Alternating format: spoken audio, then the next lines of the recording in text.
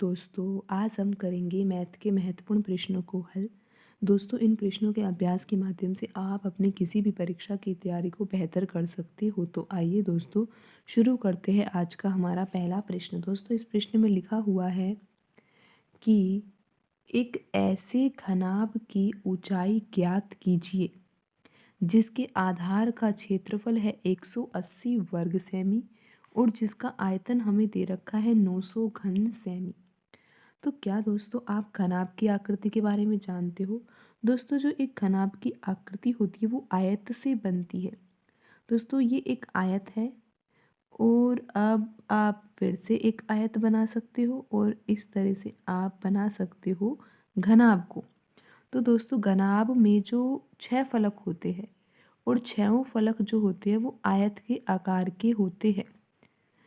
ठीक है दोस्तों, अब यहाँ पर लिखा हुआ है कि घनाभ की हमें ऊंचाई ज्ञात करनी है। ऊंचाई हमें नहीं दे रखी यानी कि h नहीं दे रखी, लेकिन दोस्तों यहाँ पर कुछ दिया हुआ है हमें कि उसके आधार का क्षेत्रफल। दोस्तों आपको अभी बताया है कि जो घनाभ है उसमें जो फलक होती है वो आयताकार होती है। तो दोस्तों जो घनाभ का आधार होगा वो भी क्या होगा, आयताकार।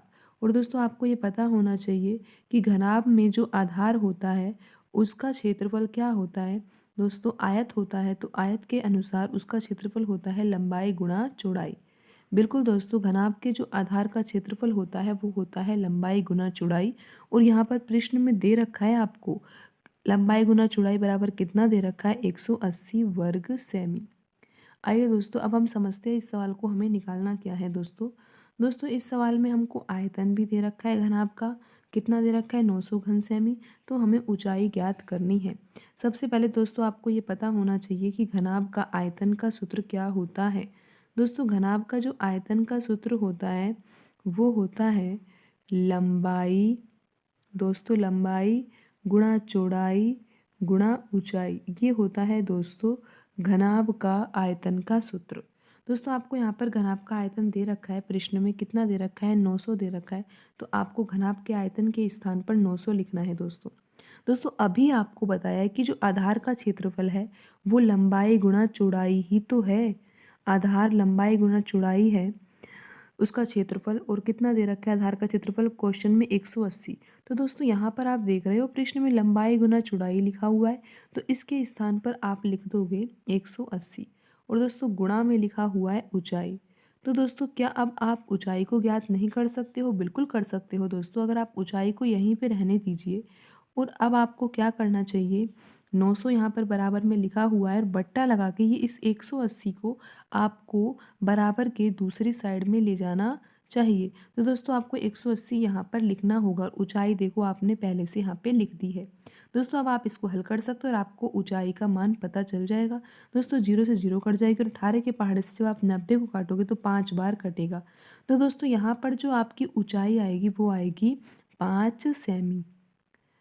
तो दोस्तों आपको यहाँ पर सूत्र याद होना चाहिए और आपको ये देखना चाहिए कि यहाँ पर हमें आधार का क्षेत्रफल दे रखा है तो उसका किस तरह से हम इस सूत्र में यूज करेंगे और अपने आंसर तक पहुँचेंगे।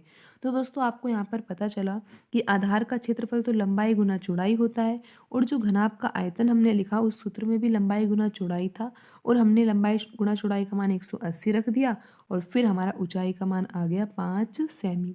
आंसर दोस्तों सेमी में ही देना है क्योंकि यहाँ पर आप देख सकते हो यहाँ पर जो भी क्षेत्रफल दे रखा है और जो आयतन दे रखा है वो घन सेमी या फिर वर्ग सेमी में दे रखा है। तो दोस्तों यहाँ पर जो आपकी ऊंचाई आई है वो कितनी आई है दोस्तों, 5 सेमी आपकी ऊंचाई आई है। आइए दोस्तों अब हम अगला प्रश्न करते हैं। दोस्तों अगले प्रश्न को आप पढ़ सकते हो, इसी से संबंधित प्रश्न है दोस्तों। बिल्कुल यहाँ पर लिखा हुआ है कि एक ऐसे घनाभ की ऊंचाई ही ज्ञात करनी। दोस्तों पिछले सवाल में भी हमने ऊंचाई ज्ञात करी है। दोस्तों यहाँ भी हमको आधार का क्षेत्रफल 200 दे रखा है और आयतन हमको 1400 घन सेमी दे रखा है। तो दोस्तों यहाँ इस प्रश्न में घनाभ का आयतन कितना दे रखा है हमें, 1400 घन सेमी। और दोस्तों आपको घनाभ के आयतन का सूत्र अभी बताया है, क्या होता है, लंबाई गुणा चौड़ाई गुणा ऊंचाई। और दोस्तों यहाँ पर आपको दे रखा है आयतन 1400 घन सेमी। तो आप यहाँ पर आयतन के स्थान पर 1400 लिखोगे फिर बराबर लगाओगे। दोस्तों फिर आपको यहाँ पर प्रश्न में लंबाई गुना चौड़ाई का मान भी दे रखा है। आधार का क्षेत्रफल यानी कि आयत का क्षेत्रफल ही तो है ये, लंबाई गुना चौड़ाई, और यहाँ पर दे रखा है 200। तो आप लंबाई गुना चौड़ाई की जगह 200 लिखोगे, और ऊंचाई आपको नहीं दे रखी तो ऊंचाई के स्थान पर ऊंचाई लिखोगे। तो दोस्तों अभी आपको बताया कि इसको आप कैसे हल करोगे आगे। दोस्तों आपको यहाँ पर 1400 लिखना होगा, बट्टे में आप 200 लिख सकते हो, और बराबर दोस्तों ऊंचाई चलेगा। दोस्तों अब आप इसको काट सकते हो, 2 जीरो से 2 जीरो कट गई, और दोस्तों 2 के पहाड़े से चौथे को काटोगे तो कितनी बार कटेगा, 7 बार।